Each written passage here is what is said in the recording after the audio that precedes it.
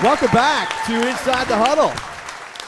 It's time now for our WDA, Wisconsin Dental Association, reminds you to own your smile. Smiles, everyone, smiles. You remember Mr. Rourke from Fantasy? Smiles. Big smiles. You know why big smiles today?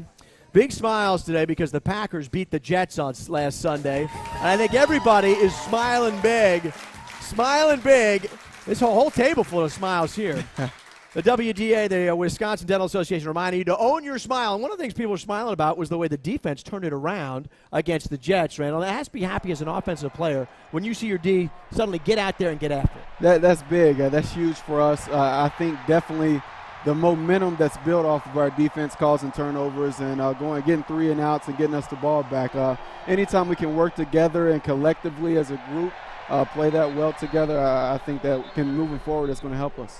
And that's a big thing. So, once you guys get every phase of the game working, there's nothing that can stop you. There aren't too many better teams in the NFL, I'll tell you, especially playing at home at Lambeau Field.